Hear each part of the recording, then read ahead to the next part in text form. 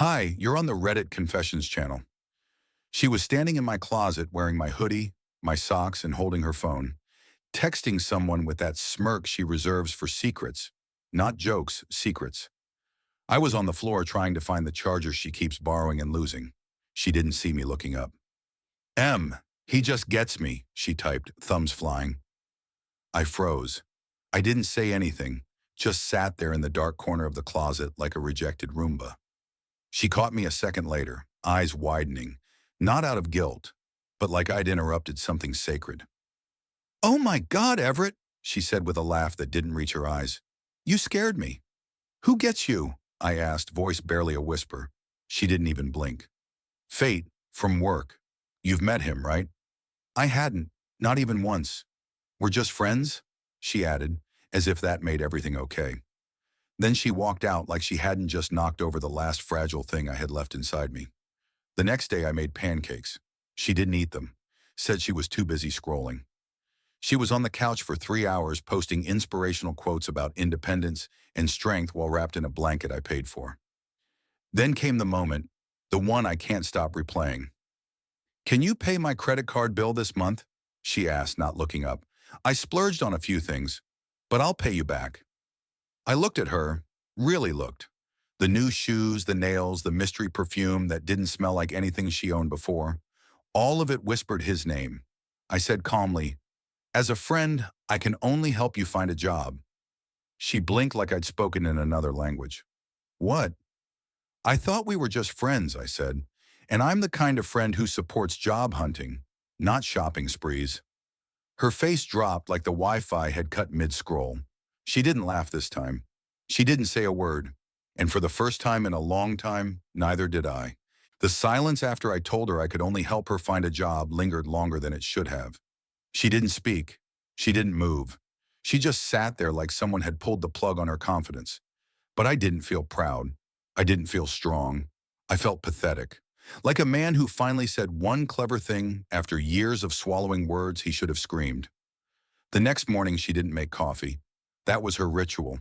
I always woke up to the scent of hazelnut creamer and the sound of her humming some old Taylor Swift song she'd never admit to liking. But that day, nothing. Just the cold, metallic hum of silence and a half-made bed. She was already gone when I stumbled into the kitchen. No note, no message, not even the usual, "Be back later. Love you." My stomach turned. I checked her location. Yeah, I still had access, and it showed she was near a place called Indigo Bloom Spa. Funny, I'd suggested a couple's massage there last winter. She'd laughed in my face and said it was a waste of money. Now she was going solo. By 2 p.m., she still hadn't answered my texts. That's when the doorbell rang. I opened it expecting a package. Instead, it was Tate. Tate. He was taller than I imagined. Hair perfect, teeth glowing, voice syrupy. He smiled like he was about to pitch me a vacation package. "Hey, man. She left her charger at work. Said she needed it today, but wasn't answering." So, my hand tightened on the doorknob. "You just show up at married women's houses now?" I asked, not blinking. He laughed awkwardly. "Dude, it's not like that. We're just friends." "Yeah, I know." There was this moment where neither of us said a word. He looked uncomfortable. I looked like a man standing on the last inch of a crumbling ledge. I took the charger, slammed the door, locked it. Deadbolt, too. Then I sat down on the floor, still holding it, and stared at the wall for a solid hour. When she got home that night, she looked exhausted. Spruced up, but emotionally worn. I handed her the charger and said nothing. She took it quietly and walked to the bedroom. A minute later, I heard her crying, but they weren't the kind of tears you cry for someone you love. They were the kind you cry when your plan hits turbulence. And I realized something awful. She wasn't mourning us. She was mourning the collapse of her plan B. That night I couldn't sleep. I kept thinking about how she cried, but not for me. I wish it had been the kind of cry where someone realizes what they're about to lose. Instead, it sounded like frustration, like something important was slipping through her fingers, and I was just the collateral damage. At around 2 a.m., I quietly got up, walked into the living room, and sat on the couch in the dark. I couldn't stand lying next to her anymore. I felt like I was spooning betrayal. Her purse was still on the coffee table. She never zips it up all the way. And for once, I wasn't too polite to look inside. I know how it sounds, but I needed truth more than I needed to keep my dignity intact. Inside, I found a folded envelope, handwritten, no stamp, no return address. Just, "Can't wait till it's real," in blue ink. I opened it, hands trembling. It was a handwritten note, sloppy, rushed. "Just hold out a little longer. He's almost out. I'm ready when you are. Yours, T." I just sat there rereading it, my throat tightening until I could barely swallow. Almost out. That was me. They were waiting for me to give up, or better leave. Or maybe she was building the narrative that I was unstable, so when I broke down, she could slide right into her next life clean. At dawn, she walked into the room wrapped in a blanket, acting like everything was normal. "Why are you up?" she asked with fake concern. I held up the note without a word. Her mouth opened, then closed. Then she sat down across from me, legs crossed, not even trying to look shocked. "You went through my stuff?" she said softly. That was her defense. I didn't yell. I didn't scream. I just whispered, "You've been planning this." She didn't deny it. Instead, she looked out the window and muttered, "I didn't think you'd actually read it." I was no longer in a marriage. I was in a slow-motion eviction from my own life. And suddenly the phrase, "We're just friends," sounded like the sickest kind of joke. Not just about the other man, but about me. Because I'd been treated like nothing more than a placeholder in a life she was already halfway out of. I didn't sleep that night either. After she admitted she'd been planning her exit with Tate, I just sat on the couch staring into nothing. Her footsteps creaked across the floor once or twice. Maybe she peeked in to see if I'd exploded yet. I hadn't. I was still frozen in the same position, holding the note like it was a scalpel left in me on purpose. The next morning I didn't pack a bag. I just walked out with my wallet and keys. She didn't ask where I was going, didn't stop me, didn't even pretend to care. But I heard her lock the door behind me. I drove without a destination. I called my brother, but his voicemail was full. I tried a motel, but even that felt too permanent for someone in free fall. I parked at a grocery store and sat in the lot for 2 hours, watching strangers walk in and out of normal lives, holding flowers, kids, receipts, actual direction. I had none of that. Finally, I went back. I don't know why. Maybe I thought she'd be waiting. Maybe a part of me wanted her to cry again, but this time for the right reason. Instead, when I tried to open the door, my key didn't work.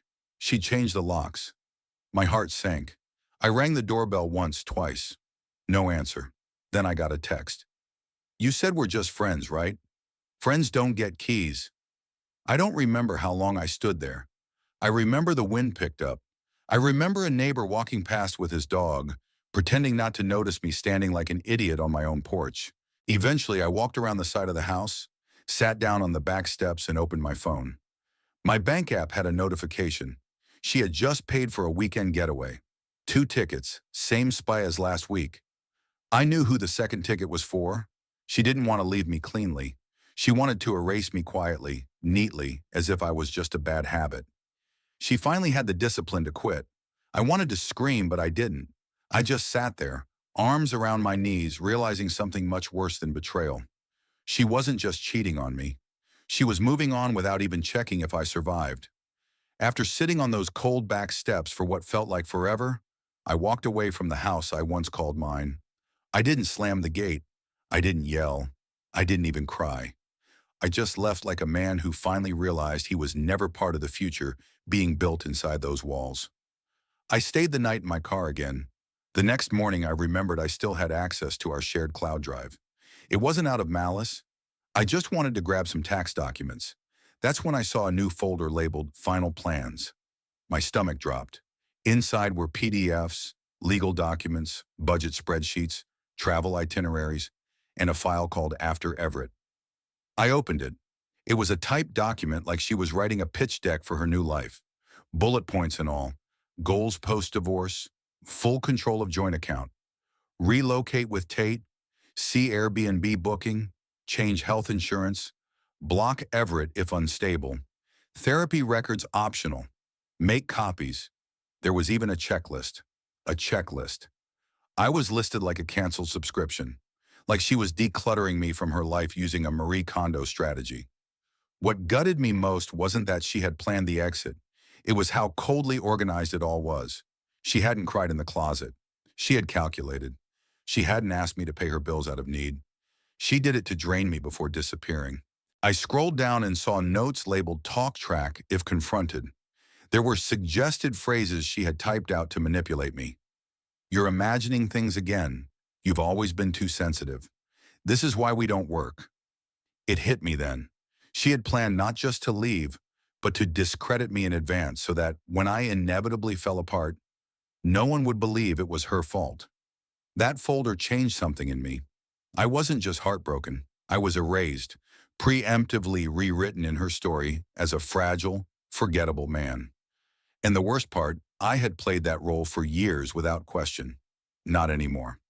After I read through every line of that cold, calculated document she named after Everett, I stopped feeling like a victim. I wasn't angry yet. I was hollow, like she had already dug out the version of me she didn't need anymore and left the shell behind to pay bills and ask, "Is everything okay?"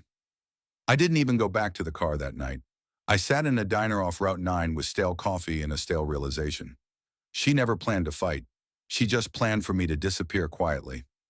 At sunrise, I went home, or rather to what used to be home. The front door was still locked, my key still useless, but I had the garage code and she forgot to disable that. I stepped inside like a thief in my own life. She was still asleep, curtains drawn, her phone charging on the nightstand beside a half-finished glass of wine, and an open tab with destination wedding packages on it. I didn't yell. I didn't touch her. I just walked through the house and started collecting the things she forgot to include on her spreadsheet. Not the TV, not the furniture. No, I took the photo albums, the letters I wrote her in the first year, the birthday cards she kept because they meant something, the art we picked out in Vermont, the handmade clay mug she gave me when she still believed in us. And then I found something I wasn't supposed to. In the hallway drawer beneath unpaid bills and expired coupons was a second phone, a burner. It buzzed once as I picked it up. A message from Tate. "We're still on for the 18th. I'll be waiting at the lake." She had made sure her clean escape wasn't just emotional, it was digital too. 2 lives. One she lived in front of me and one she built without me. I left everything on the counter except the box of personal things in that burner phone. I didn't take money. I didn't take revenge. I just left a sticky note on the fridge that read, "Tell your friend the 18th is canceled. He'll understand why soon enough." Then I walked out. No door slam, no dramatic music, but she must have heard it when she woke up. The silence that follows when a man stops begging to be kept. She called me the next morning like nothing had happened. Her voice had that rehearsed sweetness like a customer service rep trying to sound sincere. She said, "Ever, can we please talk? I think we both overreacted." Overreacted? I read her plan to erase me, found her second phone, saw a text from her affair partner planning a romantic weekend, and got locked out of my own house. And now she wanted to call it an overreaction, but I agreed to meet. Not because I believed her. I just needed to see how far she'd go to pretend nothing happened. We met at a neutral cafe somewhere she thought she could stay composed. She wore sunglasses indoors like she was hiding from daylight, or maybe just from the truth. She sipped her latte and said, "I know things got messy, but we can figure this out as friends." That word again. I leaned forward, calm.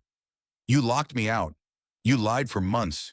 You wrote out how you'd spend my money after I was gone, like I was a bump in your schedule." She blinked. "You weren't supposed to find that." "Oh," I said with a bitter smile. "So I ruined the surprise." Just then, the door to the cafe opened. Tate walked in. Not coincidentally, not by accident. She had invited him. He spotted her, waved, then hesitated when he saw me. I stood up slowly, not to fight him. I'm not that guy, but because I needed to look him in the eye when I said what came next. "You still on for the 18th? I asked him. He froze. "What?" "She canceled it," I said.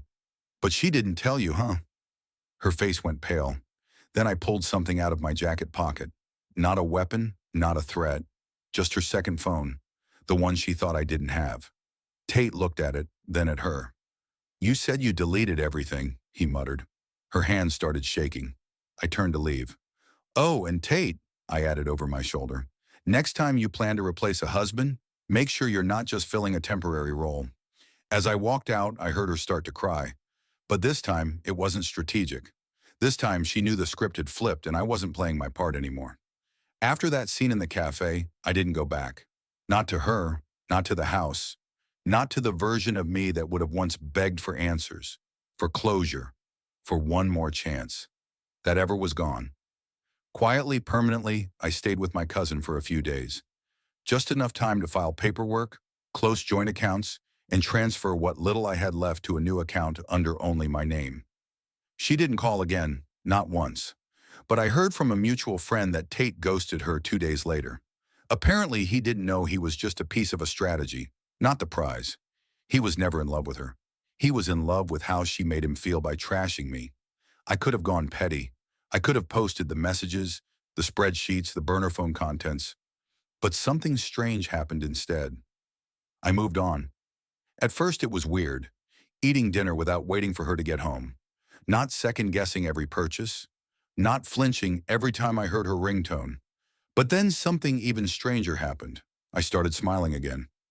One morning I went for a walk just around the block. No destination, but I noticed colors I hadn't seen in years. A kid's chalk drawing on the sidewalk, a neighbor's wind chime, a bakery I didn't know opened. Life had been happening all around me while I was stuck being someone's silent support beam. Now I was building something for myself. I'm not saying everything's perfect, but it's real and it's mine. No spreadsheets, no fake smiles. No, we're just friends, lies. Just freedom, one messy healing day at a time. So if you're sitting where I was wondering if walking away means losing, let me tell you what I found. Myself. Finally. What moment in this story shocked you most? Was it the burner phone, the cafe ambush, or her After Everett folder? Let us know in the comments. We read everyone. Thanks for watching Reddit Confessions. If you've ever had to rebuild after betrayal, your story might help someone else heal.